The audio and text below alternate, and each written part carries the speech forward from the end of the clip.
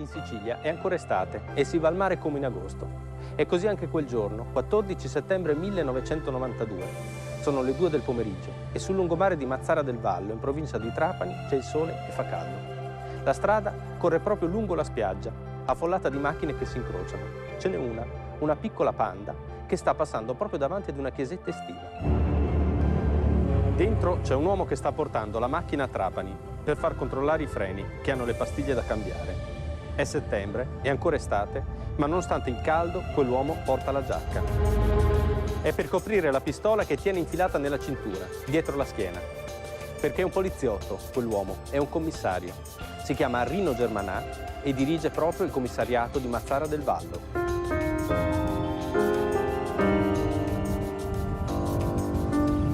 Cambiamo scena, cambiamo città, andiamo a Roma.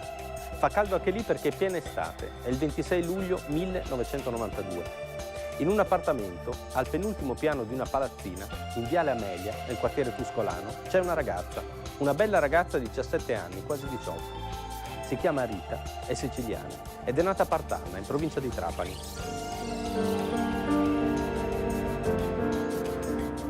Se ne sta lì, nel suo appartamento al penultimo piano di quella tranquilla palazzina rosa, da sola.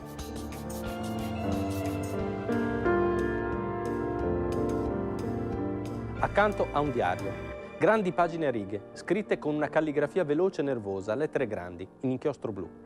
Davanti a una finestra, aperta.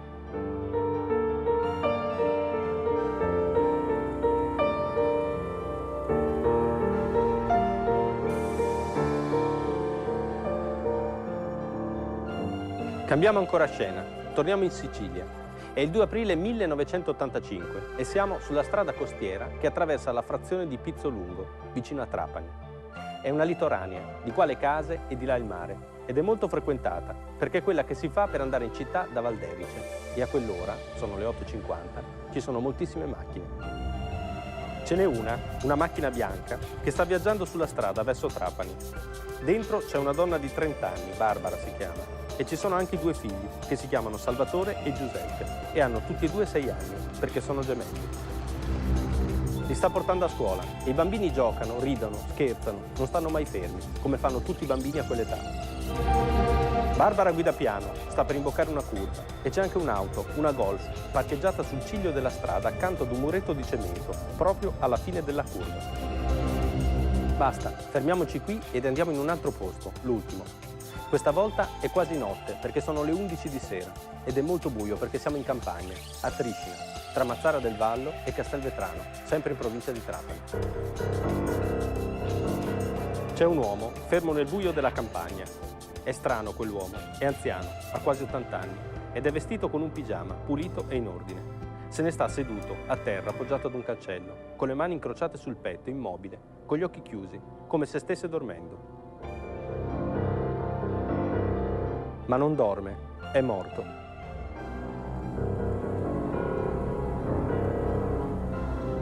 La polizia, che arriva di corsa dall'autostrada, avvertita da una segnalazione, lo vede subito che è morto, di morte naturale, perché era molto malato quell'uomo. Da un pezzo viveva con un rene solo e stava molto male. La polizia questo lo sa, e sa anche perché l'hanno lasciato lì, non l'hanno abbandonato. L'hanno appoggiata col cancello e poi hanno chiamato perché fosse ritrovato, perché gli venisse fatto il funerale, perché chi l'ha tenuto in casa non poteva dirlo a nessuno che era morto, perché quell'uomo, appoggiato a quel cancello, in pigiama, era latitante da almeno 10 anni, dal 1988. La polizia le sa tutte queste cose, perché lo conosce bene quell'uomo. Si chiama Francesco Messina Denaro. Ed è il capo della famiglia mafiosa di Castelvetrano, una delle famiglie più potenti della mafia della provincia di Trapani. Francesco Messina Denaro, vecchio boss corleonese di Trapani, è morto dopo una lunghissima latitanza e il suo corpo è stato fatto trovare dai familiari nelle campagne di Castelvetrano, vediamo. Mani incrociate sul petto, il vestito oscuro dell'ultimo viaggio, e per camera ardente la campagna, la sua campagna di Triscina tra Mazara del Vallo e Castelvetrano, latitante fino all'ultimo, Francesco Messina Denaro, 78 anni, patriarca della mafia che fu. Non è una famiglia da sottovalutare quella di Castelvetrano, come non è da sottovalutare la mafia di Trapani. C'è C'è un boss mafioso, uno dei più importanti, uno dei luogotenenti di Totò Riina, Antonino Giuffre si chiama, che quando diventa collaboratore di giustizia parla e parla anche della mafia di Trapani. Lì, dice, c'è lo zoccolo duro di Cosa Nostra e dice che per Totò Riina, dopo le batoste dei pentiti e i colpi inferti dallo Stato a Cosa Nostra, bisognava ritornare alle origini, tornare come i mafiosi di una volta e fare tutti come fanno quelli di Trapani.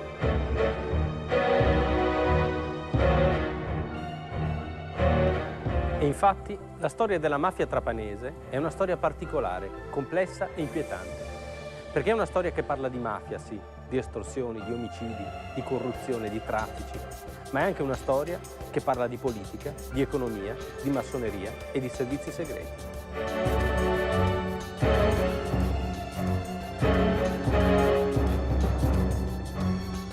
La storia di Cosa Nostra trapanese è una storia antica, vecchia come la mafia, e non è soltanto una storia italiana. Joe Bonanno, detto Joe Bananas, il padrino, uno dei boss più potenti delle 5 famiglie di New York della mafia degli anni 50, viene proprio da lì, da Castellammare del Golfo, in provincia di Trapani. La mafia di Trapani ha costituito sempre una parte importantissima di Cosa Nostra siciliana e anche di Cosa Nostra americana. Basti pensare negli anni 40-50 all'importanza dei mafiosi castellammaresi a New York, che costituivano la famiglia più importante delle cosiddette 5 famiglie, cioè la famiglia di Bonanno. E non a caso, per esempio, negli anni 50 scoppia quella terribile guerra di mafia a New York chiamata la guerra castellammarese. Ma questa importanza e soprattutto la fiducia che Cosa Nostra e Cosa Nostra americana ripone sulla mafia trapanese, in particolare la mafia di Castellammare, viene da una notizia fatta pervenire all'epoca dall'FBI americana dopo l'arresto del boss John Gotti a New York, in cui Cosa Nostra americana si preoccupava di reclutare 5.000 picciotti provenienti dalla provincia di Trapani, in particolare da Castellammare del Golfo, quindi di sicura affidabilità, proprio per evitare le possibili future infiltrazioni da parte dell'FBI. Come tutta la Sicilia, anche la provincia di Trapani è divisa in mandamenti. Un mandamento è una porzione di territorio che riunisce alcune famiglie mafiose, che prendono il nome dalla località in cui risiedono. Ci sono i Rimi di Alcamo, i Buccellato di Castellammare del Golfo. A Santa Ninfa c'è il boss Peppe Palmeri, detto Carbonelli, perché è scuro di pelle. A Salemi c'è un uomo d'onore che si chiama Salvatore Zizzo. Quando gli chiedono che cos'è la mafia, risponde come rispondono anche molti rappresentanti delle istituzioni, che non esiste. Per me la mafia non esiste. Non esiste perché io sono un uomo votato al bene, io sono un grande lavoratore. Nella mia vita, quando mi hanno dato del tempo, ho lavorato e svolto le mie attività, perché ho avuto un'azienda che richiede la presenza costante dell'interessato e che sappia insomma, seguire e condurre. Anche se non esiste, la mafia in provincia di Trapani chiede il pizzo, ricatta, corrompe, uccide e controlla i traffici illeciti. Prima quello delle sigarette di contrabbando e poi qualcosa di molto, molto più redditizio, la droga.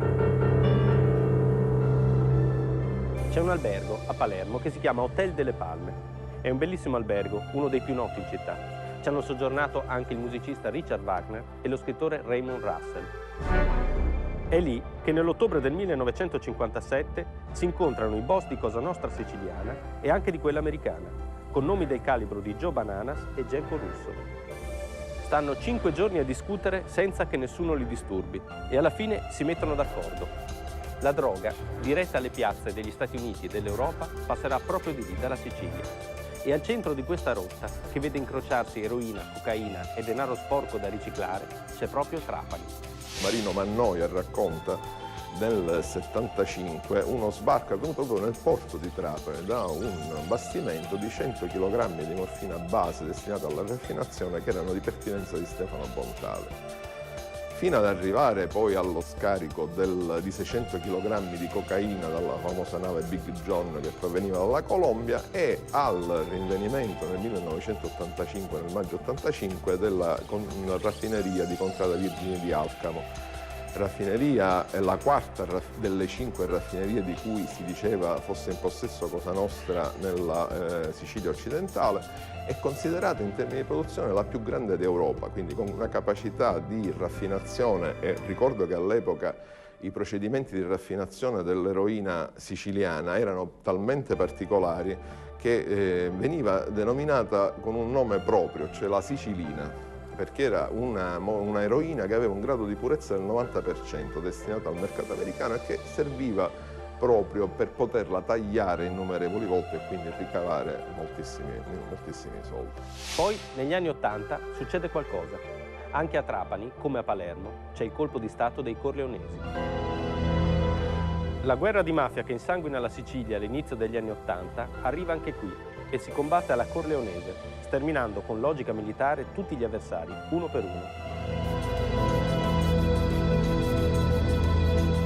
I vecchi boss della mafia trapanese, quelli che stanno con i nemici dei corleonesi di Totò Riina o che non si sono alleati con loro, vengono spazzati via. Al loro posto prendono il potere famiglie nuove che si sono alleate fin da subito con i corleonesi.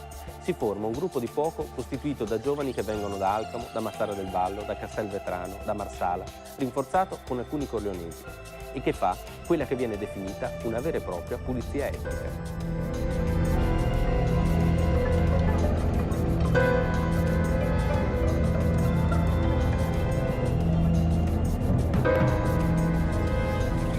Non sono soltanto i vecchi boss a cadere per lasciare il posto a quelli nuovi. Vengono eliminati anche tutti gli indipendenti, stiddari si chiamano, le bande che non fanno parte di Cosa Nostra, come gli Zichitella di Marsala o i Greco di Alcamo, che vengono sterminati con una guerra che per 2 anni trasforma la cittadina in un Far West continuo, sia di giorno che di notte.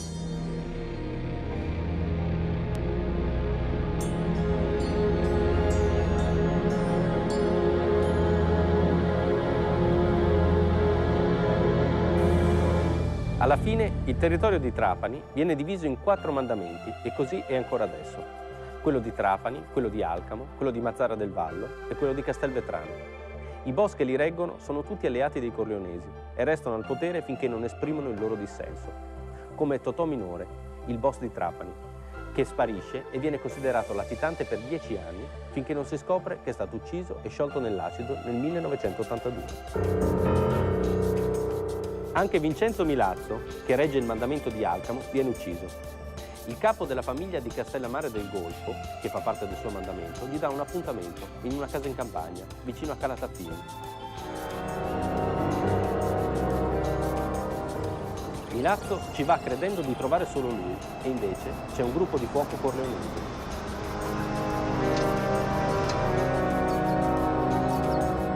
Non fa in tempo a scendere dalla sua Clio bianca che Antonino Gioè, che sarà uno degli armieri della strage di Capaci in cui muore il giudice Falcone, gli spara alla testa con la sua 38 e Leoluca Bagarella, il braccio destro di Totò Riina, gli dà il colpo di grazia con la sua 357 Magnum.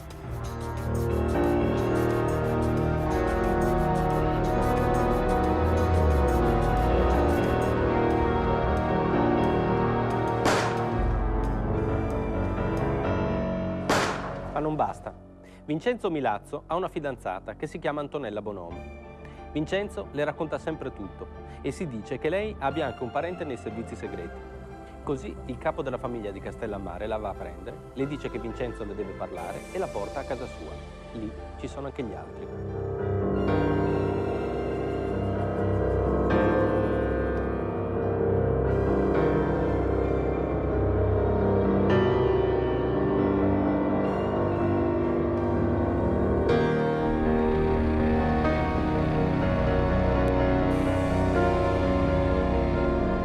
Antonella viene strangolata, infilata in un sacchetto nero di quelli grandi della spazzatura, come anche Vincenzo, e tutte e 2 vengono sotterrati con una scavatrice.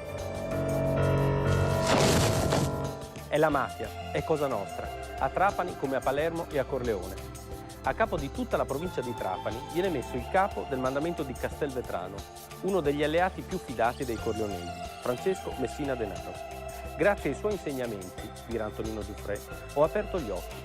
Ho capito tante cose che spesso non vengono dette verbalmente, ma soltanto con uno sguardo, un sorriso, un gesto. È la vecchia mafia, è la mafia di Trapani. Certamente il vertice assoluto di Cosa Nostra è il vertice corleonese, Riina, Provenzano, eccetera. Però il ruolo dei boss mafiosi trapanesi, soprattutto quelli storici come il capo della famiglia mafiosa di Mazara del Vallo, Agate Mariano, il capo della famiglia mafiosa di Castelvetrano, Francesco Messina Denaro, e oggi, dopo il suo decesso, del figlio Matteo, sono rapporti paritari, sono rapporti in cui Riina, soprattutto i corleonesi, riconoscono un grosso spessore, una grossa dignità ai vertici trapanesi.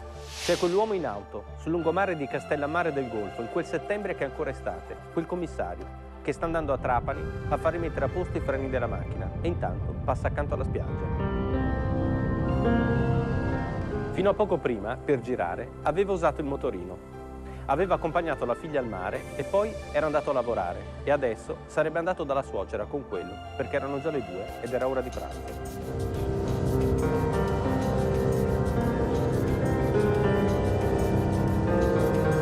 Laggiù, dalla suocera, verrà a prenderlo un'auto di servizio che lo porterà fino a Trapani dal questore. Ma il commissario ha appena messo in moto il motorino che arriva un collega, un sovrintendente, che ha bisogno di un mezzo agile e veloce per sorprendere alcuni sospetti. Così il commissario spegne il motorino e lo dà a lui. Prenderà la Panda di servizio e andrà direttamente a Trapani dal questore e intanto approfitterà per farle cambiare i freni. Lasciamolo lì, sul lungomare, nella Panda e non sul motorino, in quel settembre che è ancora piena estate. C'era anche quella ragazzina, Rita, in quell'appartamento al penultimo piano di quella palazzina di Viale Amelia. È sola.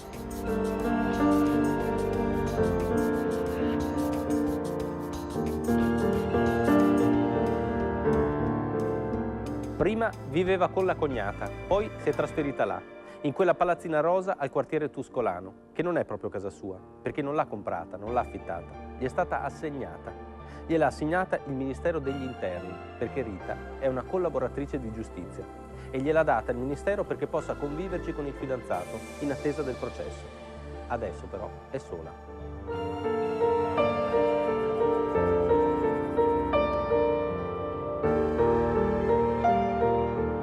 Non c'è neanche sua madre, che se ne sta al suo paese, a Partanna, e che con quella figlia che ha deciso di collaborare, di parlare con gli sbirri, non ci vuole avere niente a che fare. Così Rita se ne sta lì, da sola, davanti a quella finestra da cui si vedono i tetti delle case di fronte.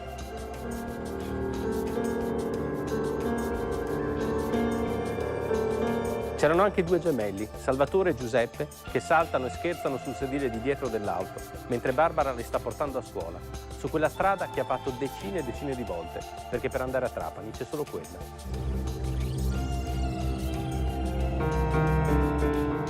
Ce ne sarebbe un'altra, ma è più lunga e più scomoda, e allora bisogna per forza passare di lì, davanti allo spiazzo dell'Hotel Tirreno, e poi c'è la curva e il muretto di cemento.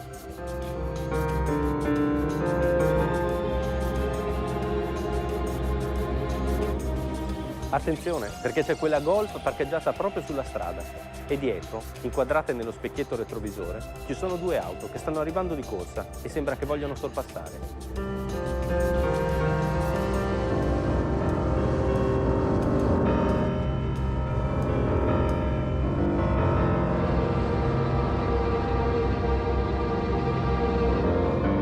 Fermiamoci qui, ancora. Torniamo alla nostra storia, che sembra soltanto una storia di mafia e invece è qualcosa di più. Torniamo alla storia di Cosa Nostra nella provincia di Trapani. È la posizione di Trapani, probabilmente, geografica, nel Mediterraneo, che ha consentito a Cosa Nostra trapanese di gestire in prima persona i grandi traffici. Certamente quelli dell'eroina, con numerosi sbarchi, e nell'entroterra con procedure di raffinazione della morfina. Sulle coste di Trapani sbarcano migliaia e migliaia di chili di pasta di coca, di morfina base e di hashish. Arrivano dal Nord Africa con i motopescherecci, arrivano dal Venezuela, dalla Colombia e dal Brasile con le navi, a carichi a volte anche di 2 o 3.000 kg. Parte di questi se ne vanno e parte restano lì, per essere lavorati nelle raffinerie nascoste nell'interno.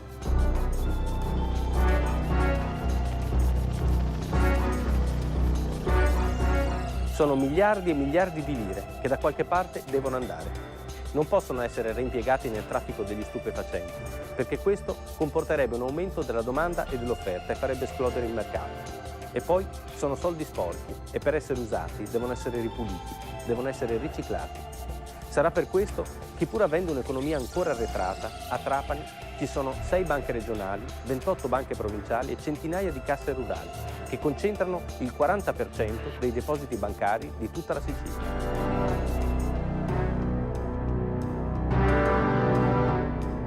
C'è un magistrato che di queste cose se ne intende. È un sostituto procuratore presso il Tribunale di Trapani. Si chiama Gian Giacomo Ciaccio Montalto.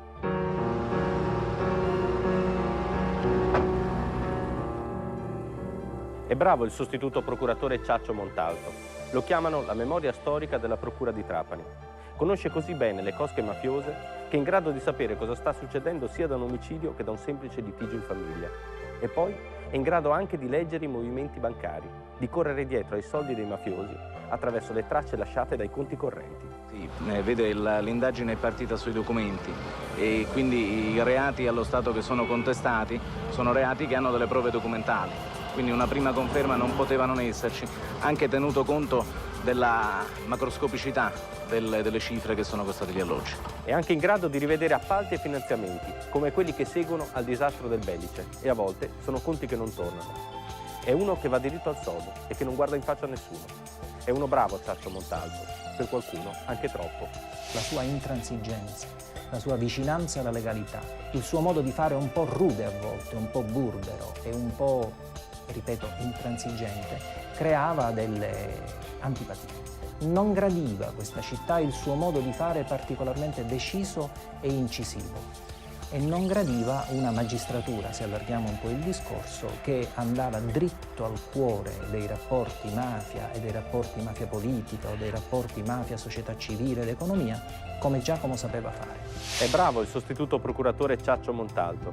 Ha un rapporto diretto con le sue fonti confidenziali e lavora a stretto contatto con gli investigatori in strada, quasi fosse anche lui un poliziotto.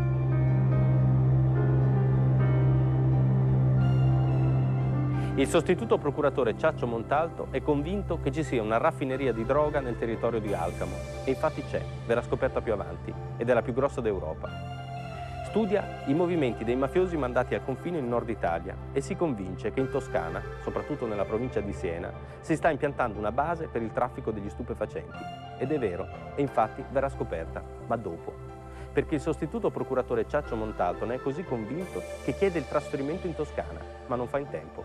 Il boss Totominore è il boss quello che in assoluto è quello che a Trapani non vuole che succeda nulla, perché la mafia trapanese si è sviluppata, ha fondato le sue radici con una regia particolarissima, quella di non essere mai eclatante, quella di non superare mai i toni.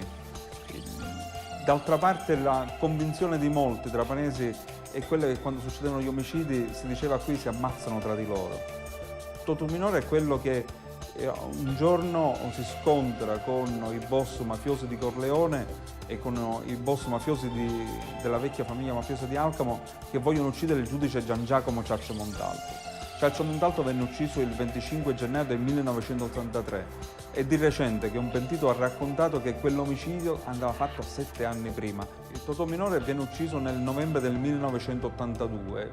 Una settimana dopo il boss Mariano Agate, che era allora detenuto in carcere, passò per un corridoio e rivolgendosi ad un altro mafioso di Alcamo, Giuseppe Ferro, e quest'ultimo che lo racconta poi in un verbale, disse «Ciaccino arrivavo a stazione». Il 25 gennaio 1983, poco prima di prendere possesso del suo nuovo ufficio a Firenze, Ciaccio Montalto viene ucciso. Dunque ancora un magistrato assassinato in Sicilia. La vittima, come avete sentito, è il sostituto procuratore di Trapani, Gian Giacomo Ciaccio Montalto. Aveva 42 anni, lascia la moglie e 3 figlie, la più piccola ha 4 anni, la più grande 12. Il sostituto procuratore Montalto ha una casa a Valderice. È lì che la notte del 25 gennaio 1983 lo aspetta un gruppo di fuoco inviato da Mariano Agate, il capo del mandamento di Mazara del Vallo, su ordine di Totò Riina. Il sostituto procuratore Montalto si è appena fermato sotto casa, da solo, senza scorta e senza auto blindata, quando la sua Golf bianca viene crivellata di proiettili che sfondano i vetri dei finestrini e uccidono il giudice.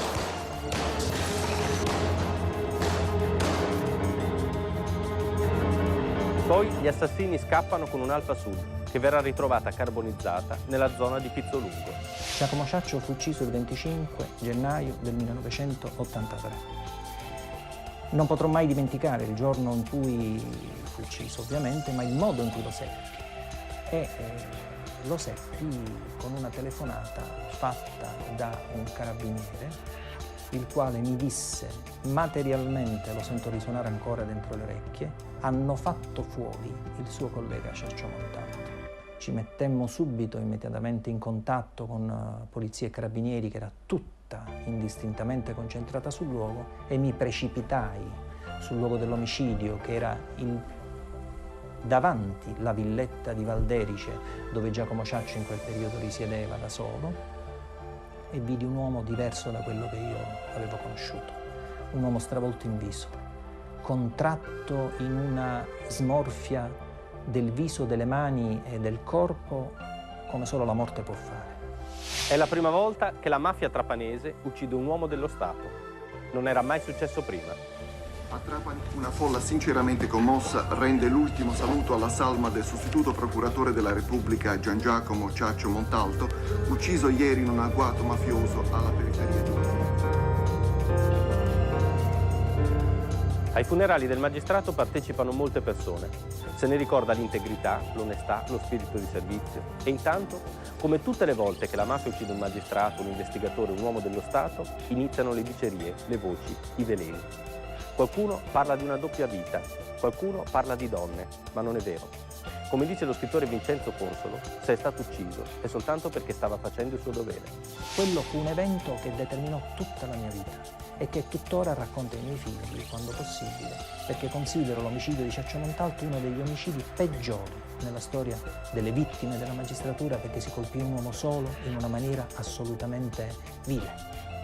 Pensi, e questa è cronaca, che il corpo rimase crivellato di colpi fino alla mattina in una zona di una densità abitativa tale per cui non una, ma decine e decine di persone non solo avranno sentito i colpi, ma si saranno affacciate alle finestre per guardare cosa era successo.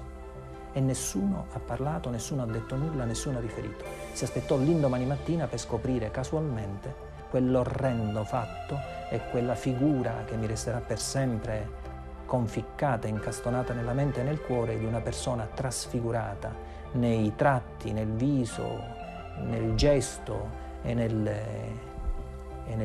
negli occhi, come quella di Ciaccio, crivellato di colpi dentro la sua Volkswagen Golf bianca. Parte delle indagini del sostituto procuratore Montalto passano nelle mani di un altro magistrato. Anche lui è uno che di certe cose se ne intende. Si chiama Carlo Palermo. Il giudice Palermo è arrivato in Sicilia da poco. Prima era a Trento e lassù si era occupato di un'inchiesta che piano piano era cresciuta fino a diventare qualcosa di molto complesso e interessante. Il giudice Palermo era partito dal sequestro di alcuni carichi di morfina base nella zona di Trento, Verona e Bolzano. Tanta morfina base, quasi 4.000 kg in 2 anni. Di chi è quella morfina? Della mafia turca, che la fa entrare in Italia dal nord, dove non ci sono molte indagini in quel senso, e la consegna alla mafia siciliana, che la lavora nelle raffinerie di Travia, di Carini e di Alcamo. Poi finisce tutto a Milano e da lì va negli Stati Uniti o in Francia. Attraverso la mafia turca, Cosa Nostra entra in contatto con la mafia bulgara e con quella jugoslava. Al traffico di stupefacenti si aggiunge anche il traffico d'armi e questo finisce per coinvolgere i servizi segreti, i cui vertici in quegli anni sono tutti iscritti alla P2. La faccenda si complica. Le indagini del giudice Palermo ipotizzano il coinvolgimento di finanzieri, faccendieri e società legate al PSI. A questo punto è lo stesso giudice a venir messo sotto inchiesta dal Consiglio Superiore della Magistratura, che lo accusa di varie irregolarità, tra cui aver indagato senza autorizzazione su alcuni parlamentari. C'è anche una lettera dell'allora Presidente del Consiglio Bettino Craxi, pubblicata dall'Europeo, che si augura che il giudice Palermo venga condannato. Così il magistrato chiude in fretta l'inchiesta, consegna tutto alla Procura Generale e al Parlamento e si fa trasferire a Trapani. Perché a Trapani? Perché durante la sua inchiesta aveva incontrato molti collegamenti con Cosa Nostra trapanese e aveva anche conosciuto un magistrato a Trapani, uno bravo, Gian Giacomo Ciaccio Montalto. 2 aprile 1985, ore 8:30 del mattino. Il giudice Palermo è a casa sua, a Bonagia, vicino a Trapani, e aspetta che vengano a prenderlo per portarlo in tribunale. 2 macchine, un'Argenta blindata e un Aritmo con la scorta. Il giudice sale sull'Argenta, ma siccome l'autista ha parcheggiato troppo attaccato al muro, invece di salire dietro a destra, sale a sinistra, dietro il guidatore. Poi partono tutti per Trapani. Prima il giudice dormiva all'aeroporto militare e da lì per andare a Trapani c'erano 4 strade diverse che cambiavano tutti i giorni per motivi di sicurezza, perché è a Trapani soltanto da 50 giorni il giudice, ma già l'hanno minacciato più volte. Poi l'hanno spostato a Bonagia e da lì a Trapani c'è una sola strada, una litoranea che passa da Pizzolungo, di qua le case e di là il mare. Di solito ci mettono 10 minuti, ma bisogna correre, perché rimanere fuori in strada è pericoloso e non si può neanche usare le sirene, vietate da una circolare, perché disturbano la gente. Sono le 8:50, l'Argenta del giudice ha imboccato il rettilineo di Pizzolungo. C'è una curva, c'è un'auto laggiù davanti e ce n'è un'altra, parcheggiata accanto a un muretto.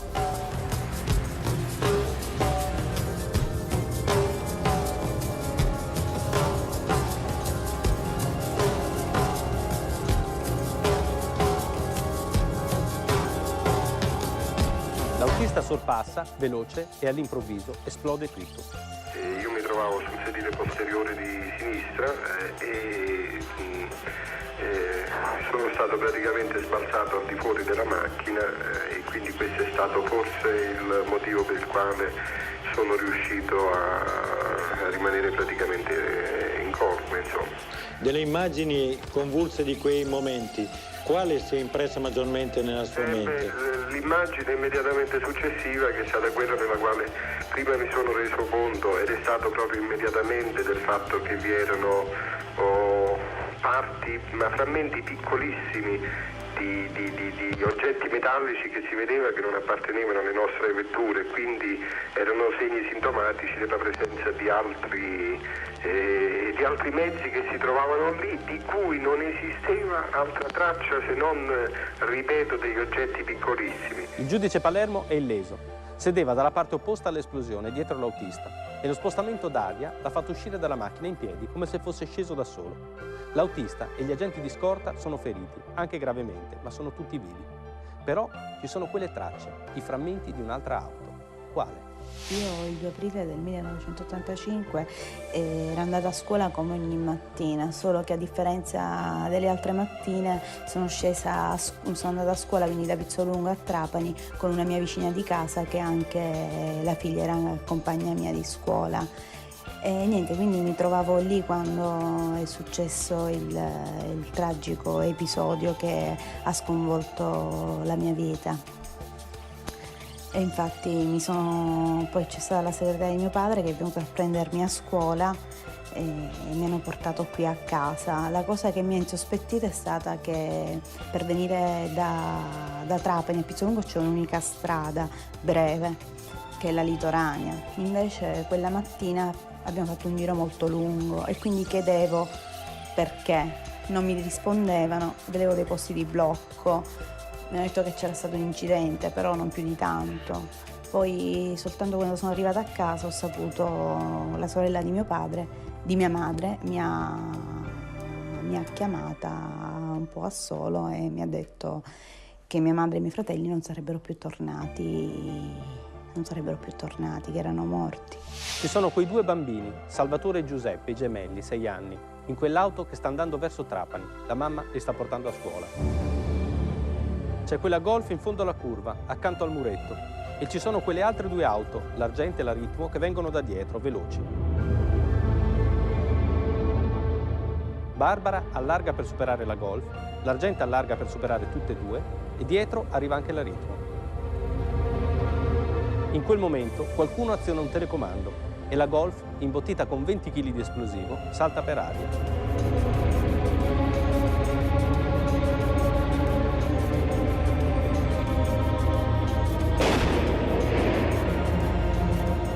L'auto di Barbara fa da scudo alle altre 2 che stavano sorpassando e viene disintegrata. Barbara, Salvatore e Giuseppe vengono fatti a pezzi dall'esplosione, strappati fuori dalla macchina e lanciati lontano, sui muri delle case, sugli alberi, sulla strada. Il corpo di Barbara 100 metri più lontano, sventrato e senza un braccio. Il piede di un bambino nel cortile di una casa. Il lobo di un orecchio su un comodino di una signora che aveva la finestra aperta. E c'è anche il volto di uno dei due bambini, non si sa se Salvatore o Giuseppe, perché c'è soltanto quello, come svuotato dall'interno. Perché raccontiamo queste cose e perché le raccontiamo così? Per non dimenticarcele più. Di mia mamma ricordo il saluto fatto quella mattina, però il saluto di ogni figlio è salutare la propria madre raccomandandogli. Allora l'indomani dovevo partire per una gita scolastica e quindi mi ha chiesto cosa volevo preparato, cosa non volevo preparato, se doveva comprare qualcosa, quindi mi ricordo questo di mia mamma. Mi posso ricordare le carezze che una mamma fa a una bambina e che mi mancano, mi continueranno sempre a mancare. Beh, questo è il ricordo. E proprio per questo non ce la dobbiamo dare vinta, dobbiamo cercare di fare in modo che le cose cambino. E non deve essere soltanto un'utopia, perché mia madre e i miei fratelli sono stati ridotti a brandelli.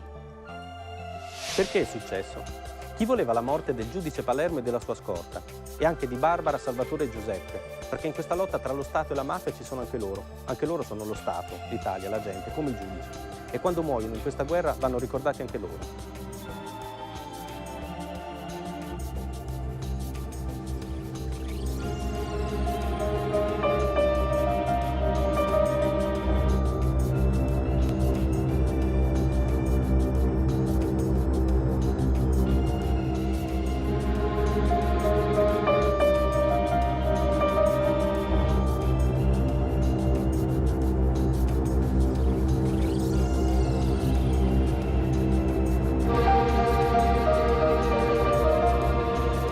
Perché è successo?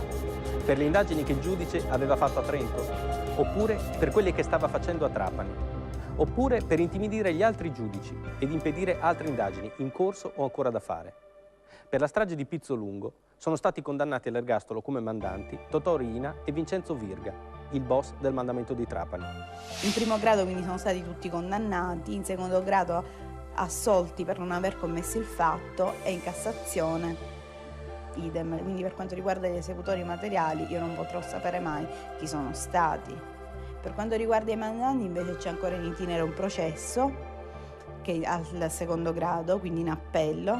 Riina e Virga sono stati condannati, mentre Di Maggio e Madonia, altri mandanti, quindi c'è il processo ancora in corso come appello. Però è stata fatta giustizia con questi ergastoli? È una domanda che mi pongo. Il giorno dopo la strage di Pizzolungo, il sindaco di Trapani, Erasmo Garuccio, rilascia una dichiarazione alla stampa.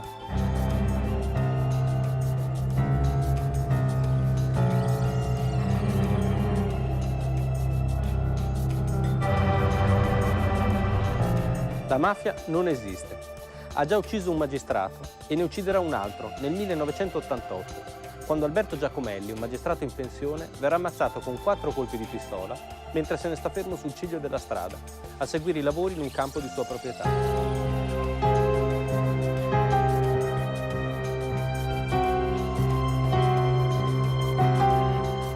La mafia non esiste. Ha fatto una strage ammazzando una mamma con 2 bambini e ha fatto anche una guerra che ha provocato più di una cinquantina di morti.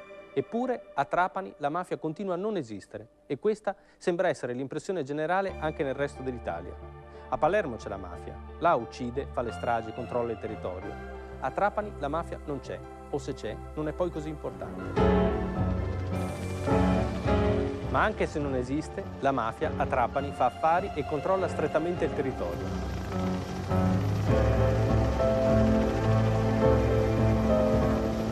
È proprio lì, nel trapanese, che si nascondono alcuni dei latitanti più ricercati di Cosa Nostra, come Totò Riina, Bernardo Provenzano e Giovanni Brusca, e anche i boss della mafia trapanese, come Francesco Messina Denaro e suo figlio Matteo. che diventerà il capo della mafia di Trapani alla morte del padre. La provincia di Trapani ha assicurato ha dato sicurezza alla presenza dei capi mafia nel periodo topico dello scontro con lo Stato, e questo è un elemento che dovrebbe fare riflettere. Ci hanno detto i collaboratori che qui in provincia di Trapani si sentivano protetti, perché avevano i giusti canali, le giuste informazioni per conoscere in anticipo le informazioni di polizia e probabilmente non soltanto quelle. Per fare quello che fa, la mafia ha bisogno di alleati, consapevoli, inconsapevoli o anche soltanto indifferenti. Se fosse soltanto una storia di aggressioni e di omicidi, la storia di Cosa Nostra sarebbe una storia di briganti e adesso probabilmente sarebbe soltanto sui libri. Ma non è soltanto questo. La mafia non può soltanto uccidere e mettere bombe. La mafia deve anche convincere, corrompere, scambiare i favori. E per fare questo deve entrare in contatto con la società civile, con l'economia, con la politica e con le istituzioni. Ha bisogno di una zona grigia. Cosa Nostra trapanese tradizionalmente ha osservato un'attenta politica di alleanze. Lo ha fatto, diciamo, nella sua fase agraria, legata al mondo della produzione agricola, quando appunto manifestava la sua forza nei confronti dei ceti più abbienti, per esempio nei confronti del ceto dei latifondisti. E qui vi è una tradizionale ambiguità nel rapporto vittima-oppressore, vittima-estorsore. Molto spesso questi rapporti sono evoluti in una chiave, diciamo, di collaborazione, di intesa, di collusione. Questo ha voluto dire che più di una relazione si è stabilita ed ha determinato utilità per entrambe le parti. Partendo da questa premessa, Cosa Nostra è entrata nel mondo dei salotti per bene. Uno dei punti di contatto tra mafia e società civile è il latifondo. I proprietari terrieri stanno lontano, stanno in città e hanno bisogno di qualcuno che amministri le loro terre, magari usando il pugno di ferro. È così che molti mafiosi diventano campieri e gabellotti, guardie campestri e amministratori, e riescono a stringere un legame così stretto con i proprietari terrieri che a volte, magari spaventandoli con un sequestro, finiscono per prendergli il posto. A volte i proprietari terrieri se ne accorgono e riescono a cacciare via i mafiosi, altre volte è troppo tardi. Altre volte invece questo legame si stringe consapevolmente. Sono tanti i mafiosi sui latifondi. Nel Palermitano, sulle terre della principessa di Trabia, ci sono Luciano Leggio e Don Calogero Vizzini. Nel Trapanese, sulle terre dei Dalì, c'è Francesco Messina Denaro. Negli anni 50 la mia famiglia aveva circa 600 dipendenti sparsi in tutta la provincia di Trapani, essendo la famiglia che aveva la più cospicua possedenza agraria. Tutta una serie di situazioni naturalmente hanno smembrato in maniera pesante questo patrimonio, tutta una serie di leggi sicuramente tese all'evoluzione sociale della classe contadina, ma nella quale spesso si è anche annidata la strumentalità dell'organizzazione mafiosa. La sostanza del fatto è che oggi quel patrimonio fondiario che era della mia famiglia è quasi completamente disperso, esistono piccoli scampoli rispetto a quello che era una volta. Abbiamo subito anche un rapimento, il fratello di mio padre è stato rapito negli anni 50, abbiamo subito tutta una serie di anche danneggiamenti dal punto di vista patrimoniale, tutti regolarmente denunciati all'autorità giudiziaria. Quindi che ci possa essere state delle presenze nell'ambito del numerosissimo gruppo di dipendenti, anche di persone che poi successivamente si siano rivelate a seguito di indagini della magistratura, delle forze dell'ordine, appartenenti alla criminalità organizzata, questo credo che in Sicilia sia difficile poterlo evitare e soprattutto poterlo prevedere. Antonino Giuffrè, braccio destro di Totorina e collaboratore di giustizia, dice che mentre a Palermo i rapporti tra mafia e politica negli anni 80 e 90 si erano guastati, a Trapani erano ancora integri, ancora saldi. Sono legami importanti. A Trapani ci sono i cugini Nino e Ignazio Salvo, esattori delle tasse regionali, grandi elettori della Democrazia Cristiana e uomini d'onore della famiglia di Salemi. Sono rapporti complessi, quelli tra mafia e politica a Trapani, a volte molto drammatici. Vito Lipari è il sindaco di Castelvetrano e ha sulla scrivania carte importanti che riguardano la ricostruzione della zona tra Castelvetrano e Gibellina, devastata dal disastro del Belice. È un appalto importante, con molti finanziamenti e un sacco di soldi. Ma c'è un problema. Le ricostruzioni sono soltanto sulla carta e i soldi sono spariti. Il 13 agosto 1980 il sindaco Lipari è in macchina e sta andando verso il municipio, quando un'altra auto lo stringe in curva e lo chiude contro il ciglio della strada. Il sindaco Lipari viene crivellato di colpi e 2 killer escono anche dall'auto per finirlo con il colpo di grazia. Il delitto è avvenuto stamattina mentre il sindaco, a bordo della sua auto, percorreva la strada che collega Tricina a Castelvetrano, 7 chilometri in tutto. Nessun testimone oculare. Poco dopo i carabinieri fermano un'auto con 4 persone a bordo. Sono 4 uomini, sono armati e addosso hanno tracce di polvere da sparo, come se le armi le avessero usate.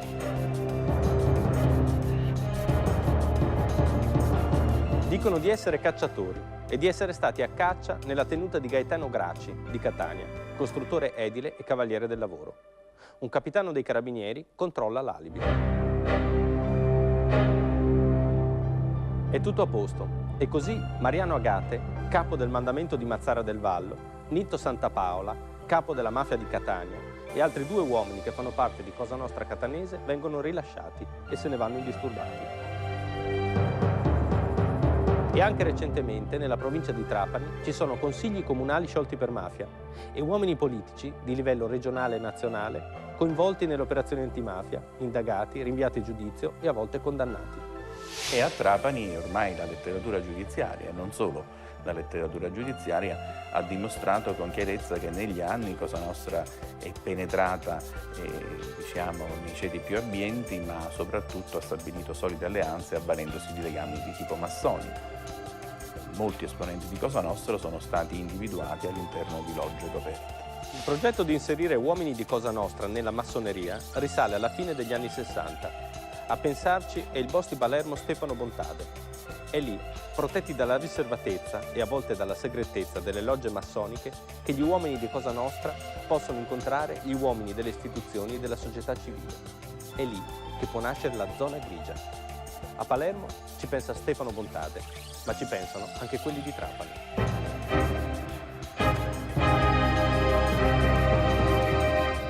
Nella primavera del 1986 arriva alla questura di Trapani la segnalazione di un cittadino che fa parte di una loggia massonica e che si è stancato di vederla frequentare da strani personaggi, uomini di Cosa Nostra, boss del calibro di Mariano Agate, il capo della famiglia di Mazzara del Vallo.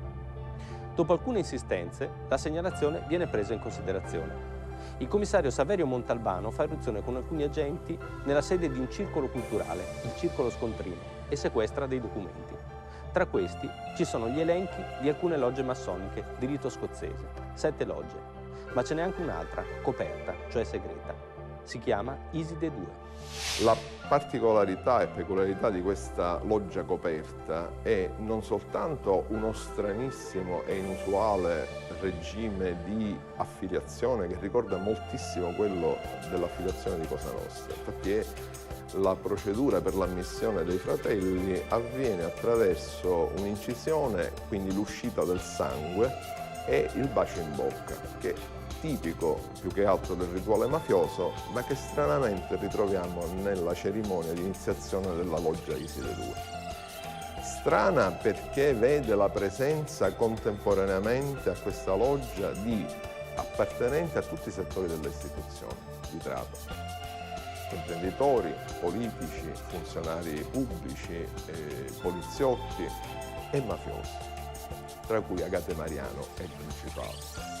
Questa loggia Iside II peraltro aveva direttamente collegamenti con Licio Gelli, quindi aveva una dipendenza e viene istituita all'indomani del rinvenimento nella casa di Licio Gelli dell'elenco della iscrizione all'AP2. Quindi come se fosse stata immediatamente aperta e fondata una loggia coperta che dovesse servire da riferimento per le attività del maestro venerabile. Ma a Trapani c'è anche qualcos'altro. Lo aveva detto anche Antonino Giuffrè ai magistrati che lo stavano interrogando. Trapani e Castellammare del Golfo sono un punto strategico, un punto d'incontro con il mondo arabo, una miniera di informazioni. Per Cosa Nostra, naturalmente, ma anche per qualcun altro, i servizi segreti. Vicino a San Vito Lo Capo, tra Castellammare del Golfo e Trapani, c'è un paesino che si chiama Castelluzzo. Lì c'è un piccolo aeroporto con una pista d'atterraggio. Lo gestisce un aeroclub che si chiama Penguin, Pinguino, e che ha la sua sede amministrativa a Trapani, in via Virgilio 123. L'aeroclub ha un solo aereo, un ultraleggero di fabbricazione francese, usato soprattutto dai servizi segreti francesi per operazioni di infiltrazione. Perché non è soltanto un aeroclub quello, è il Centro Scorpione, una base dei servizi segreti. Di più, è una base di Gladio. È l'ultimo dei centri della Gladio a essere istituito in Italia e non ha nessun rapporto con il SISMI ufficiale. La peculiarità di questo Casse Scorpione è quella, da quello che emerge ovviamente dagli atti sia della Commissione sui servizi parlamentari sui servizi segreti, sia delle indagini fatte a Trapani sulla Gladio, è la assoluta apparente inutilità di questo Centro Scorpione. A cosa serve il Centro Scorpione? Per il colonnello Paolo Fornaro, che lo dirige, serve per la lotta alla mafia, serve per infiltrarsi in Cosa Nostra e raccogliere informazioni. Ma negli anni della sua attività il Centro Scorpione non ha mai prodotto un rapporto su Cosa Nostra. E anche l'ammiraglio Fulvio Martini, che in quegli anni dirige il SISMI, il Servizio Segreto Militare, nega che il Centro Scorpione sia mai stato operativo in questo senso. Anche il maresciallo Vincenzo Licausi, che comanda il Centro Scorpione dopo il colonnello, afferma che il centro non è mai stato utilizzato per la lotta alla mafia. E allora, a cosa serviva il Centro Scorpione? E poi c'è un altro personaggio che viene messo in relazione col centro, un poliziotto di Palermo che si chiama Antonino Agostino. L'agente Agostino racconta di far parte dei servizi segreti e va spesso a Trapani, ma a fare cosa non lo dice a nessuno, neanche al padre. Adesso non può più dirlo, perché è stato ammazzato assieme alla moglie sulla porta di casa dei genitori nell'agosto dell'89. Sembra una storia da romanzo di spionaggio, quella del Centro Scorpione, ma non è l'unica che sia avvenuta nella provincia di Trapani. Il 27 gennaio del 1976 qualcuno penetra nella foresteria della caserma dei Carabinieri di Alcamo Marina. È qualcuno che certe cose le sa fare, perché sorprende nel sonno i due carabinieri che stanno nella casermetta, Salvatore Falcetta di 35 anni e Carmina Puzzo di 19, e li uccide tutti e due. Poi porta via divise, armi e tesserini di riconoscimento. Ma è proprio quello il motivo? Si ammazzano così due carabinieri per rubare quelle cose? Le indagini puntano sulla pista politica e vengono arrestati 5 ragazzi accusati di far parte dei Nuclei Sicilia Armata, una sigla terroristica di estrema sinistra. Uno dei ragazzi confessa, ma poi quando si trova davanti al magistrato ritratta tutto, dicendo di essere stato torturato dai carabinieri. Alla fine il processo assolverà tutti e chi abbia ucciso in quel modo quei due carabinieri nella casermetta di Alcamo Marina e perché resta un mistero.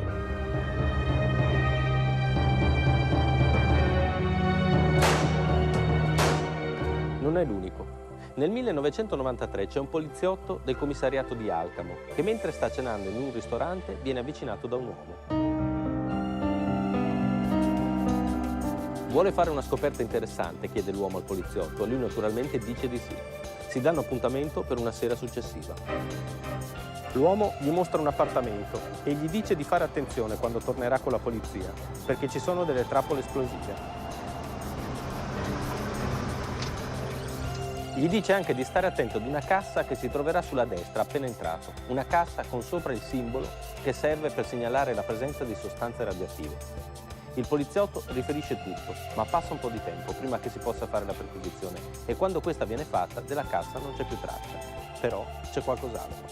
L'invenimento sempre in località di Alcamo di un deposito contenente un quantitativo impressionante di armi e munizioni e soprattutto di materiale atto a fabbricare munizioni. A seguito di una consulenza che venne disposta dalla Procura, si accertò che era possibile realizzare un numero di munizioni da guerra tali da poter armare una polizia di un piccolo paese, cioè di un piccolo Stato.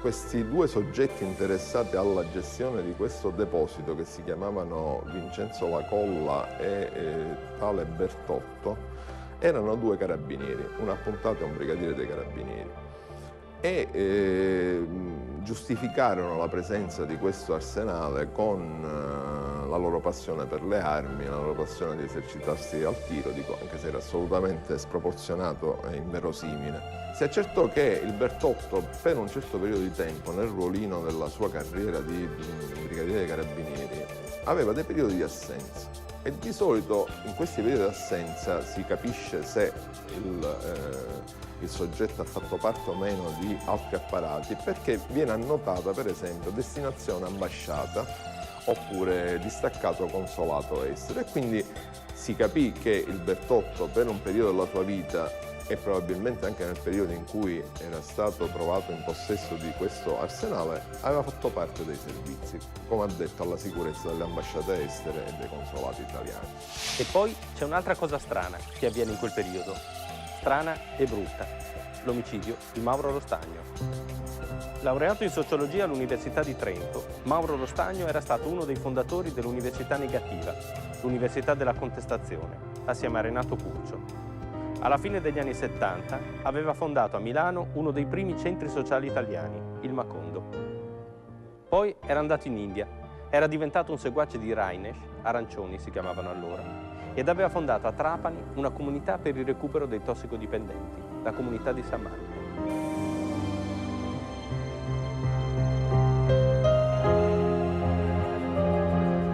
È un personaggio particolare Mauro Rostagno, molto attivo, molto impegnato in campo politico e sociale e anche in quello della controinformazione. Mauro Rostagno, infatti, ha una rubrica in una televisione privata di Trapani, RTC, Rete Telecinema. Dovrebbe parlare soltanto di tossicodipendenze e invece si occupa di tutto con estrema libertà, denunciando tutto quello che non funziona, senza guardare in faccia nessuno. Nei programmi di Mauro Rostagno su RTC si parla di droga, ma si parla anche di altro. Si parla di pubblica amministrazione, di corruzione, di mafia, con nomi e cognomi. È un personaggio particolare Mauro Rostagno, è un personaggio scomodo. Noi sottolineiamo invece che da 35 anni la mafia trapanese della provincia di Trapani, Cosa Nostra, ha iniziato la commercializzazione del traffico di droga, che è sempre stato in testa in questo programma e che soltanto recentemente i palermitani hanno avuto un ingresso in questa direzione. Il 26 settembre 1988 Mauro Rostagno esce dagli studi televisivi assieme ad una ragazza, ospite della comunità, che collabora alla sua trasmissione. Montano in macchina e vanno verso la comunità. È già buio perché sono le 8:20 di sera ed è anche scattata l'ora legale. E anche i lampioni sulla strada che porta alla comunità di Saman sono spenti, come se si fossero fulminati tutti per un improvviso blackout. È strano, forse. Sarà un caso, ma come si scoprirà più avanti, il tecnico dell'Enel, incaricato proprio di quel settore, è l'autista di Vincenzo Virga, il capo del mandamento di Trapani, e sarà ucciso anche lui, 8 mesi dopo. È su quella strada buia, all'altezza di un ponticello, che una sventagliata di colpi sparati da 2 fucili a pompa calibro 12 e da una pistola calibro 38 inchioda Mauro Rostagno al sedile della sua auto, massacrandolo. La ragazza, invece, resta praticamente illesa. Chi l'ha ammazzato, Mauro Rostagno? Anche le indagini sul movente sono piuttosto confuse. Pista interna, dice qualcuno, contrasti interni alla comunità di Saman. No, dice qualcun altro, è politica. Sono stati i suoi ex compagni di lotta continua perché sapeva chi aveva ammazzato il commissario Calabresi. No, è mafia, dice il commissario Rino Germanà, che dirige la squadra mobile di Trapani. E c'è anche qualcuno che pensa che dietro l'omicidio di Mauro Rostagno ci sia qualcosa di più, oltre alla mafia. Cosa in sostanza emerse dall'attività investigativa e dico dalle dichiarazioni che vennero rese dai testi e dai suoi collaboratori? Che in un certo momento, che si colloca all'incirca un mese prima della morte di Mauro, in un'occasione in cui egli si trovava vicino all'aeroporto di Chinisia, posteggiato ai bordi della pista, un aeroporto abbandonato, all'imbrunire, ed era in possesso di una piccola macchina da presa che si era fatta prestare perché era stata a Marsala per fare un servizio, aveva notato una cosa assolutamente inverosimile, e cioè l'atterraggio di un aereo militare che era stato immediatamente circondato da camion e da autovetture militari, da cui erano state scaricate delle casse ed erano state caricate delle altre casse. La teste e i testi a cui Mauro aveva raccontato questa storia dicono che lui avrebbe avuto modo di notare che, aprendo una di queste casse per i controlli, all'interno vi erano delle armi. Mauro aveva filmato tutta questa operazione e immediatamente si era recato agli studi della televisione per riversare questa cassetta, questa mini cassetta, in una cassetta formata per la trasmissione via televisione. Cosa che aveva voluto fare personalmente, secondo quello che ci racconta l'operatore, perché voleva vederla solo lui, dicendo solamente: manderò un servizio stasera in onda che farà tremare l'Italia. Il servizio Mauro Rostagno non lo manda in onda quella sera. Chi gli sta vicino si ricorda che aveva una videocassetta dentro una borsa e che teneva sempre con sé.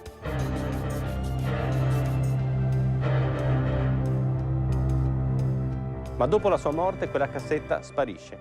Proprio mentre Mauro Rostagno viene ucciso, qualcuno entra negli studi di RTC e fruga tra le sue cose.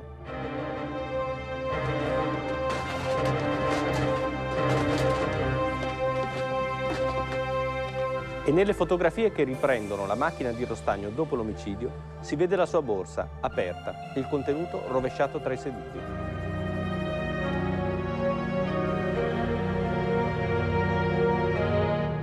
Mafia e politica, mafia e massoneria, mafia e servizi segreti.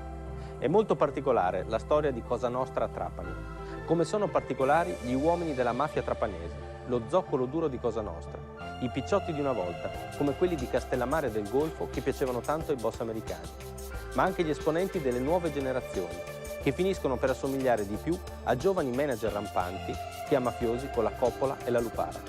C'è un personaggio che riassume tutto questo. È il capo della mafia del Trapanese, Matteo Messina Denaro, il figlio del boss Francesco. Messina Denaro Matteo intanto viene alla ribalta soltanto, e questa è la cosa incredibile, nel gennaio del 93, subito dopo l'inizio della collaborazione di Balduccio Di Maggio. È soltanto lui il primo a fare il nome di Messina Denaro Matteo come del vero capo dell'organizzazione mafiosa, nonostante in provincia di Trapani e procura di Marsala in particolare avessero, come dire, delineato un po' la presenza mafiosa su quel territorio. Quindi gli investigatori, i magistrati hanno notizia di lui soltanto con Balduccio Di Maggio. Saranno poi gli altri collaboratori e le indagini successive che delineeranno lo spessore mafioso di Messina Denaro Matteo, che è condannato per decine e decine di ergastoli per diversi omicidi commessi, oltre appunto che nei fatti di strage. Messina Denaro Matteo si rende latitante nel giugno del 93 e da quel momento appunto si è sottratto alla cattura. Quando diventa capo della mafia nella provincia di Trapani alla morte del padre nel 1998, Matteo Messina Denaro ha 36 anni, ma capo lo era già da un pezzo. Ci sono due episodi che lo raccontano bene e sono due omicidi. Il primo, siamo negli anni '80, gli anni del riflusso, del divertimento e dei giovani rampanti. C'è un ragazzo di Castelvetrano che si chiama Lillo Sant'Angelo. Lillo ha 20 anni, studia medicina a Palermo ed è un tipo goliardico, uno che si sa divertire, che conosce molte ragazze, che va alle feste, un tipo simpatico. Non c'entra niente con Cosa Nostra, non è un mafioso, anche se suo padre è molto amico e compare, quindi quasi parente, di un signore che si chiama Francesco Messina Denaro. Ma non importa, a Trapani, a Castelvetrano, ci sono famiglie intise, chiacchierate, che si sa che sono mafiosi, ma questo non fa scandalo, perché sono famiglie importanti, famiglie altolocate, di elevato rango sociale. Lillo ha un amico che si chiama Matteo, un altro ragazzo giovane, che ha una gran voglia di divertirsi. C'è una festa, ci sono molte ragazze e Lillo invita il suo amico Matteo, che ci va e si diverte moltissimo. Gli piace molto quell'ambiente goliardico, le feste, i divertimenti, la bella vita. Solo che Matteo non è semplicemente Matteo, è Matteo Messina Denaro, il figlio del capo della mafia del Trapanese. Avrà un ruolo in Cosa Nostra. Sarà il capo dello zoccolo duro e Cosa Nostra non può permettere che venga guastato così, corrotto tra feste e divertimenti. Così, un giorno, Lillo sta tornando al suo appartamento di Palermo dal policlinico dove studia, quando arrivano alcuni uomini e lo ammazzano a colpi di pistola. Il secondo episodio. A Selinunte, in provincia di Trapani, c'è un albergo. È un albergo di lusso, frequentato da bella gente, e c'è questo gruppo di giovani manager sembrano, giovani imprenditori, eleganti, ricchissimi, che si divertono molto, champagne a fiumi, belle donne, bellissime.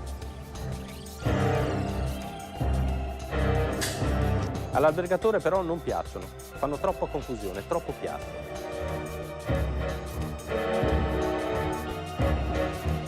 Così decide di buttarli fuori e nel farlo si lascia scappare anche qualche parola di troppo su quelle donne bellissime. Lui non lo sa, ma quelli non sono giovani manager, sono mafiosi. E tra loro, quello più allegro, più brillante è proprio Matteo Messina Denaro. Così, dopo qualche tempo, l'albergatore viene ucciso. Matteo Messina Denaro nel contesto trapanese è un capo assoluto. È un boss giovane che eredita un impero dal padre, un impero gestito col pugno di ferro e che però ha le caratteristiche generazionali di un soggetto che ha poco più di 40 anni e quindi ha degli interessi diversi, ha anche uno stile di vita diverso rispetto al mafioso tradizionale, cioè rompe un po' gli schemi classici nel rapporto per esempio con l'altro sesso, nel rapporto con gli stili di vita, per cui lui, per quello che sappiamo, ha praticato anche uno stile di vita diverso da quello del padre, più amante anche delle piacevolezze della vita. D'altra parte però, da quando ha assunto le redini della famiglia mafiosa della provincia di Trapani, quindi di tutti i 4 mandamenti della provincia di Trapani, è diventato una figura quasi mitica per i mafiosi, che lo vedono come un punto di riferimento sicuro, un soggetto forte che anche emblematicamente rispecchia l'esuberanza della mafia trapanese rispetto anche a quella palermitana. Questo è Matteo Messina Denaro, un mafioso che sembra un imprenditore, capo assoluto della mafia della provincia di Trapani, alleato fedelissimo dei corleonesi di Totò Riina, tanto che partecipa all'organizzazione di alcune delle stragi degli anni 90 che proprio lì nascono, nel suo territorio, in una riunione che si tiene a Castelvetrano, in un fondo di proprietà di Totò Riina. Ed è proprio lì, dalla provincia di Trapani, che vengono gli uomini che gestiscono la logistica delle stragi del 93, che preparano l'esplosivo e lo trasportano a Firenze, a Roma e a Milano. Tra le altre cose, Matteo Messina Denaro viene incaricato di preparare una serie di attentati a Roma, che hanno come bersaglio il giudice Falcone, il ministro della giustizia Claudio Martelli e il giornalista Maurizio Costanzo. E lui, il giovane Matteo, esegue con scrupolo l'attività preparatoria, che poi però viene sospesa, perché intanto, a Palermo, si sta già preparando qualcosa di grosso, la strage di Capaci.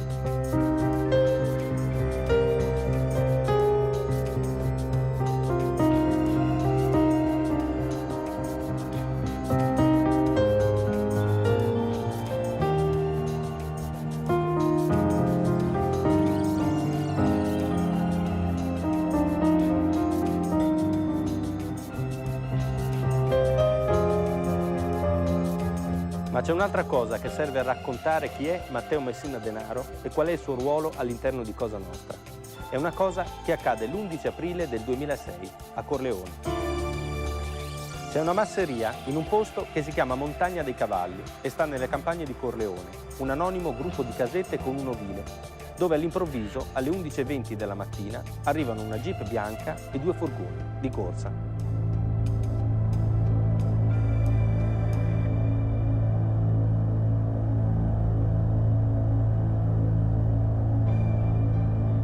Il padrone del casolare, che si chiama Giovanni Marino, è fuori, davanti all'ovile, ma non fa in tempo a muoversi che un uomo gli salta addosso e lo getta a terra, mentre altri uomini che indossano il Mefisto, passamontagna, calato sul volto, e hanno giubbotti antiproiettile e armi in pugno, entrano nel casolare. Sono gli agenti della squadra mobile di Palermo e dello SCO, il servizio centrale operativo della polizia, che coordinati dal vicequestore Renato Cortese, da più di 30 giorni stanno tenendo d'occhio quel casolare con una telecamera piazzata a 1,5 chilometri di distanza. Perché in quel casolare c'è un uomo importante che non bisogna assolutamente farsi scappare. È il capo di Cosa Nostra, il fantasma di Corleone, il latitante più ricercato di tutta l'Italia. È Bernardo Provenzano.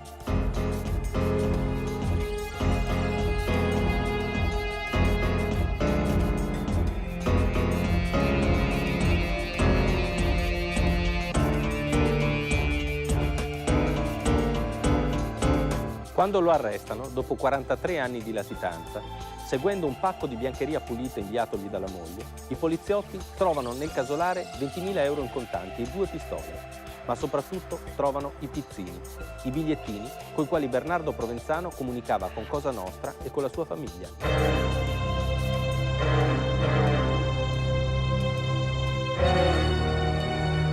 Scritti a macchina, con una Brother elettrica o con una vecchia Olivetti lettera 32, a caratteri fitti e perfettamente incolonnati, tagliati con un bisturi, incollati e minuziosamente divisi tra quelli destinati alla famiglia e quelli destinati a Cosa Nostra. Ci sono tante cose in quei pizzini. C'è la contabilità di Cosa Nostra, ci sono gli elenchi delle ditte che devono mettersi a posto, che significa pagare il pizzo. Ci sono le richieste di pareri per risolvere i problemi interni a Cosa Nostra. Ci sono anche i rapporti con la politica e la società civile. Caro zio, ha qualche preferenza per le prossime elezioni? Ci dica come ci dobbiamo comportare. Ci sono i messaggi indirizzati alla moglie Benedetta Saveria, amore mio. Quelli scambiati con i figli, caro papà, mio carissimo figlio. Ci sono quelli che fanno capire il timore di Bernardo Provenzano per il tumore alla prostata che lo aveva colpito. Sono tutti scritti con lo stile arcaico e un po' sgrammaticato dei vecchi emigrati siciliani negli Stati Uniti. Nei verbali, alla voce titolo di studio per Bernardo Provenzano c'è scritto seconda elementare non finita. Però sono gli ordini di un capo che governa l'impero di Cosa Nostra, con i suoi traffici, le sue estorsioni, la sua corruzione e gli omicidi. Non ci sono nomi nei pizzini di Bernardo Provenzano, soltanto numeri, iniziali e a volte pseudonimi. Ce n'è uno che ricorre molto frequentemente, Alessio. È lo pseudonimo di Matteo Messina Denaro. Lei dice che io sono migliore di lei? Scrive Matteo Messina Denaro a Bernardo Provenzano. No, non sono migliore. Io mi rivedo in lei e credo nella nostra causa, lo scrive con la C maiuscola. Sono cresciuto in questo e così sarà fino alla morte.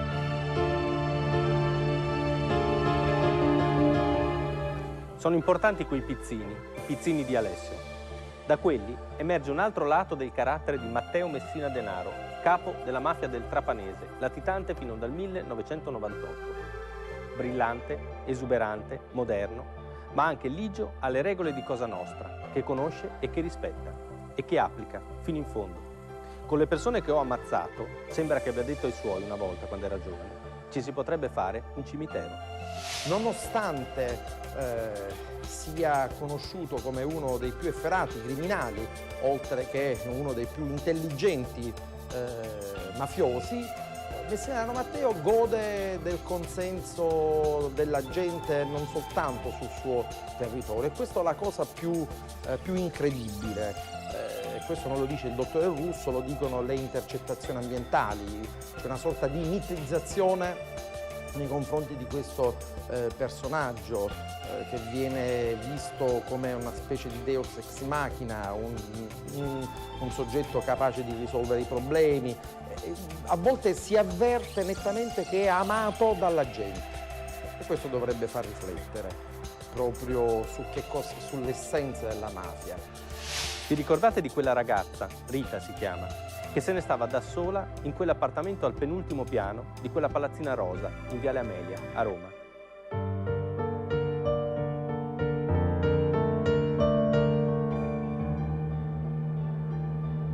Se ne sta ferma davanti alla finestra aperta a guardare i tetti delle case di fronte.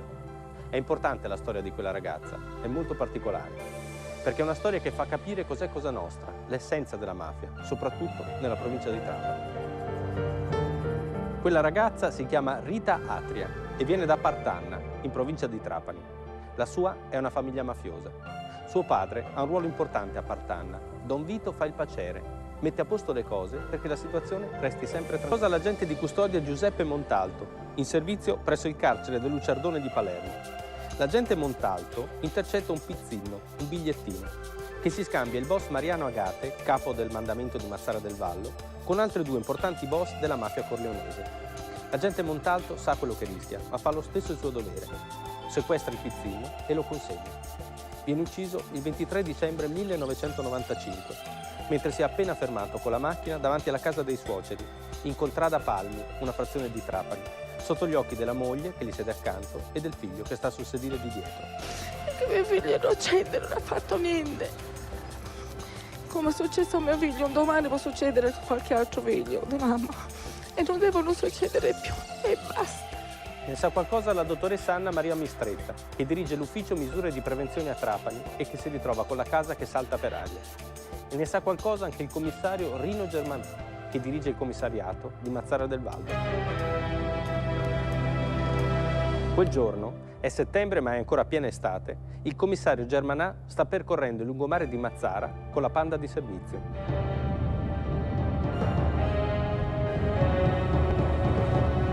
Avrebbe dovuto usare il motorino, ma poi c'era da andare anche fino a Trapani, c'erano i freni da far rivedere, quindi niente motorino, la Panda, sul lungomare di Mazzara. All'altezza della chiesetta estiva di Santa Chiara, il commissario Germanà alza gli occhi allo specchietto retrovisore e si accorge che c'è un'auto che lo sta seguendo. No, anzi, accelera, punta sulla Panda e la sorpassa, e intanto dal finestrino punta un fucile.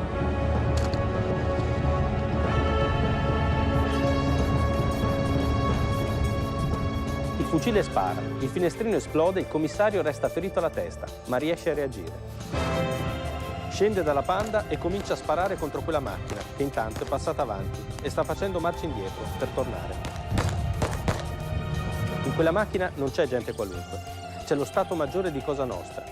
Ci sono Leoluca Baggarella, Giovanni Brusca e Matteo Messina Denaro, ma forse non si aspettavano quella reazione.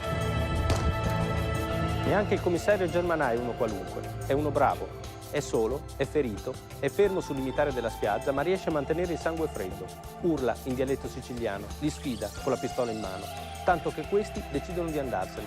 Fanno un centinaio di metri, poi però ci ripensano, tornano indietro, scendono e si mettono a sparare con un mitra, un Kalashnikov.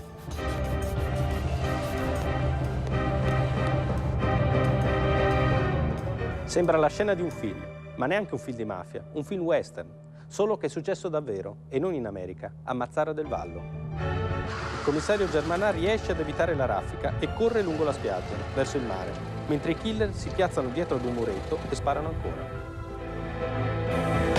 Il commissario si getta in acqua, tra i bagnanti. I killer sparano col Kalashnikov, poi rinunciano e se ne vanno. Il commissario allora si rifugia a casa di un signore e da lì chiama rinforzi, che vengono a prenderlo. Hanno sparato 8, 9, 10 colpi e poi sono andati via. Secondo lei l'attività che lei ha svolto a fianco del giudice Borsellino potrebbe avere un risvolto in questo agguato? Questo come faccio a dire? Occorreranno approfondimenti, come si fa a dire subito? Non si può dire, ecco. Le cose della mafia sono così, guarda, lei pensa che non gli faranno del male, invece... Ma nonostante gli attentati, nonostante i trasferimenti, nonostante pressioni di tutti i generi, anche a Trapani la lotta alla mafia continua. Grazie a funzionari decisi e brillanti, a poliziotti e carabinieri, a sbirri, che sanno fare il loro mestiere con passione e coraggio, nonostante gli organici limitati e fondi sempre più ristretti. Grazie ai giudici ragazzini, ai giovani magistrati che si fanno mandare a combattere la mafia come se andassero al fronte e tengono duro, nonostante tutto. Nonostante per 4 anni a Trapani sia mancato il procuratore della Repubblica e nonostante la carcassa dell'auto del sostituto procuratore Carlo Palermo, distrutta nella strage di Pizzolungo, sia rimasta per anni dimenticata nel cortile del Palazzo di Giustizia, anche lui per anni fatiscente e disastrato.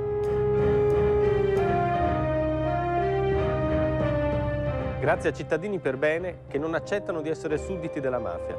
Nonostante la lapide sul luogo della strage di Pizzolungo se la sia dovuta mettere il signor Asta, il marito di Barbara e il padre di 2 gemellini, da solo e a spese sue. E nonostante siano pochissimi i collaboratori di giustizia. Ma siamo a Trapani, lo zoccolo duro di Cosa Nostra. In provincia di Trapani, che è stata una provincia in cui non vi sono stati molti collaboratori di giustizia, e questo è estremamente significativo. L'ultimo collaboratore organico all'organizzazione mafiosa risale alla fine degli anni 90. Gestione degli appalti, tutto quello che sappiamo è frutto, mi permetto di dire, del sacrificio, dell'abnegazione di pochi poliziotti e pochi carabinieri e di ancor pochi magistrati che peraltro per effetto di una singolare decisione del CSM dopo 8 anni dovranno lasciare il posto, quell'osservatorio che consente di dirigere le indagini, perché si creerebbero incrostazioni di potere, per cui un turnover anche tra colleghi dilapida il patrimonio di conoscenza con un rallentamento nella conoscenza del fenomeno che è preliminare, fondamentale nell'azione di contrasto. Le operazioni antimafia, le indagini delle forze dell'ordine, i processi della magistratura hanno nomi suggestivi da film giallo, ma che fotografano una realtà che esiste davvero.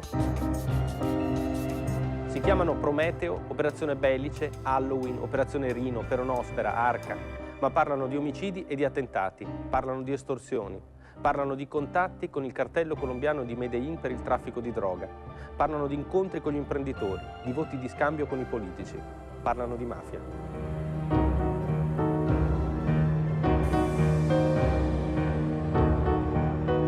E poi ci sono i latitanti. Nelle varie squadre mobili ci sono le squadre catturandi, un gruppo di poliziotti che si occupano proprio della cattura dei latitanti, le studiano i movimenti, ascoltano le intercettazioni, indagano finché non riescono a prenderli. Ce n'è una anche a Trapani e sono molto bravi perché ne hanno presi tanti di latitanti. Andrea Mangiaracina, per esempio, il capo del mandamento di Mazara del Vallo. Sta nascosto in un villino a Sant'Anna, un villino anonimo, circondato da un muro e nascosto dagli alberi.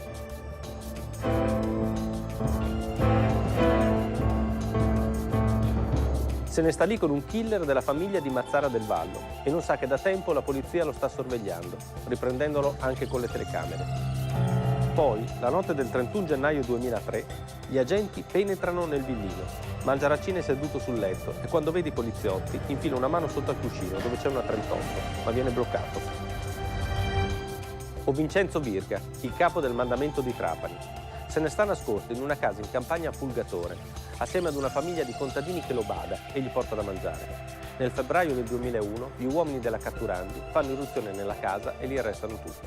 Nessuno ha piacere di dover ospitare a casa propria un latitante in astratto, però poi questo l'abbiamo visto nel caso del boss Vincenzo Virga. La famiglia che lo ospitava era composta da un capofamiglia che è stato arrestato e sua moglie che è stata sottoposta a processo e condannata appunto per favoreggiamento, che fu intervistata dalla televisione e disse: io lo rifarei perché il signor Virga mi ha fatto vari regali, mi sono trovata bene, era gentile e ha detto io terrei ancora un latitante, perché no?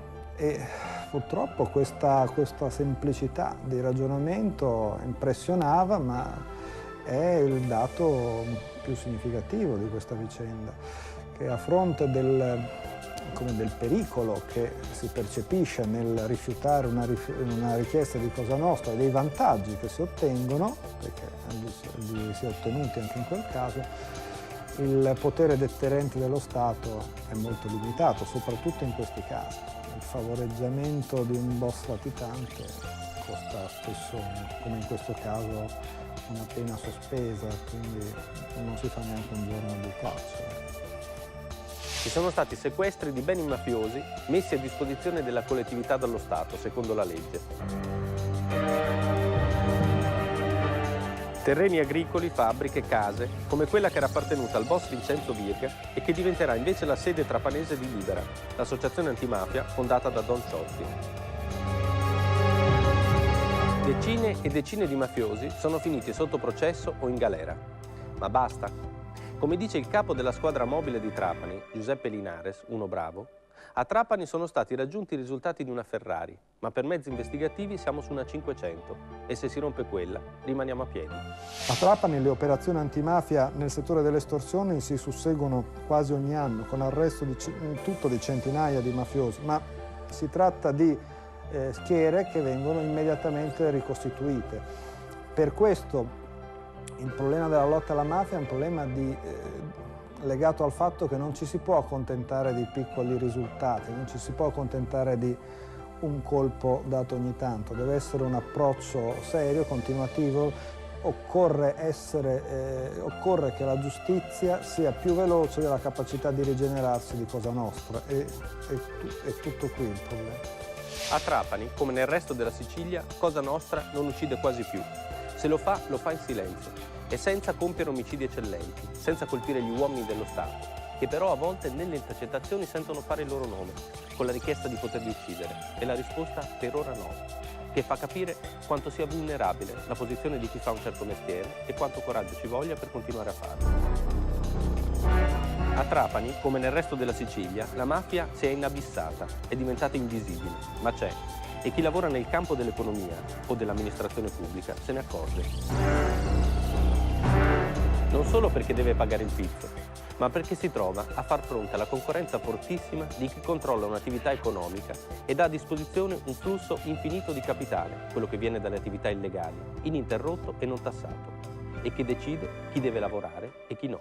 Non ci risulta che le imprese si siano sottratte al gioco mafioso, anzi constatiamo come talvolta gli imprenditori sono i primi a ricercare il giusto contatto per mettersi in regola. Mancano forti spinte in provincia di Trapani nella costituzione di organismi associativi per denuncia del racket e constatiamo dal nostro osservatorio che invece la situazione è abbastanza immutata nonostante gli straordinari successi che pure sono stati conseguiti in questa provincia. C'è un esempio che racconta bene questa situazione. Al boss Vincenzo Virga viene sequestrata una fabbrica di calcestruzzo che controlla attraverso un prestanome. Lo Stato mette a dirigere la fabbrica un commissario, ma è come se non ci fosse, perché gli imprenditori che vanno a comprare il calcestruzzo si trovano di fronte a un uomo del boss in cortile e devono trattare con lui.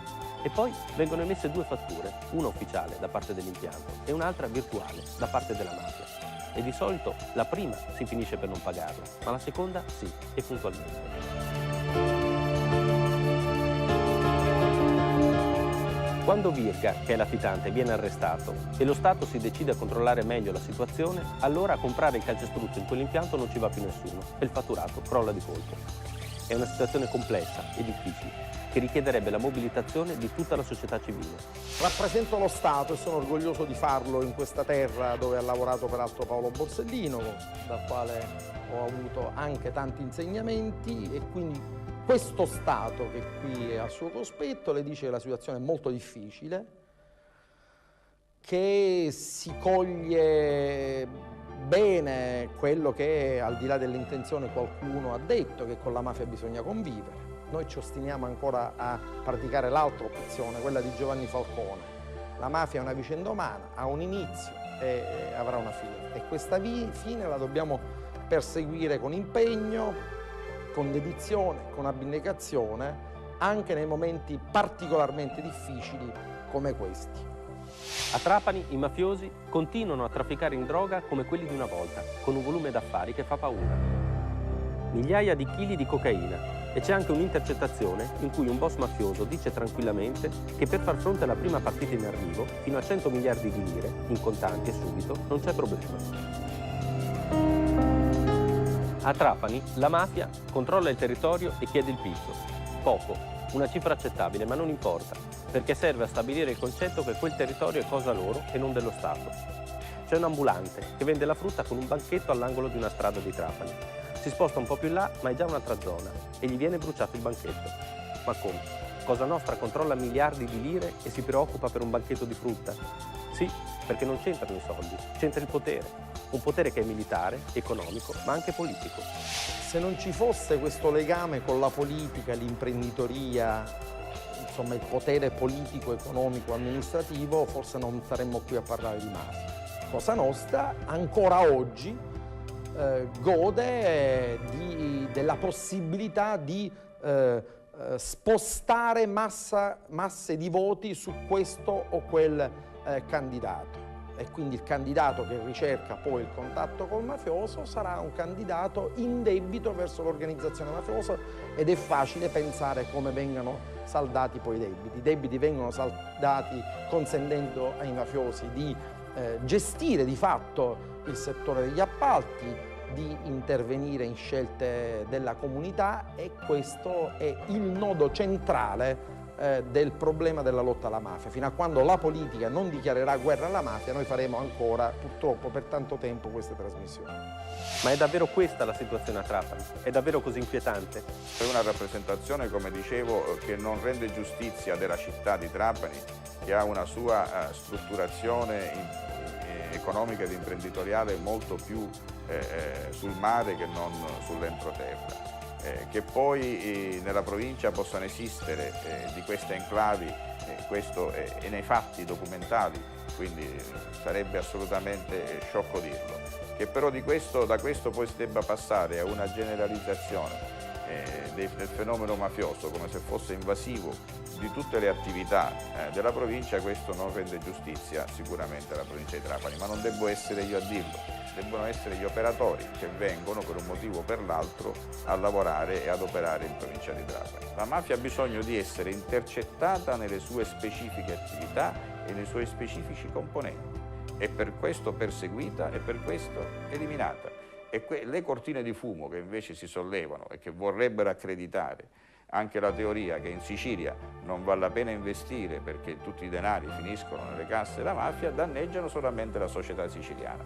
Società siciliana che, devo dire, comunque negli ultimi tempi si è di molto migliorata nella sua cultura della legalità. E forse questo è stato anche uno dell'effetto delle stragi. Attenzione, l'effetto delle stragi hanno danneggiato la mafia in maniera palese, non tanto e non solo per la reazione delle forze dell'ordine e dello Stato colpiti nelle loro istituzioni più essenziali, magistratura e forze dell'ordine, quindi giustamente reattive, ma anche perché hanno suscitato una reazione nell'opinione pubblica che ha innescato, secondo me, quel processo di riscatto culturale che è alla base poi della definitiva sconfitta della mafia.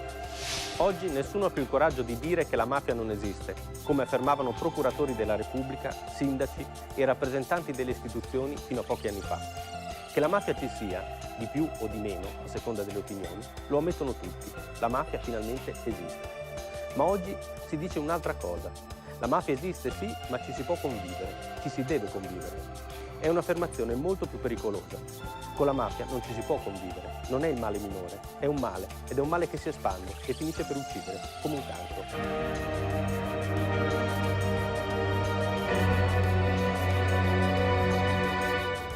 Chi la vince questa guerra? La vince lo Stato, gli investigatori, i magistrati, i politici onesti, gli imprenditori corretti, la gente per bene, gli operatori dell'associazione antimafia che rischiano tutti la pelle, la casa, il negozio, la macchina, e anche il resto dell'Italia, della gente, che non rischia fisicamente ma è parte lo stesso di questa guerra.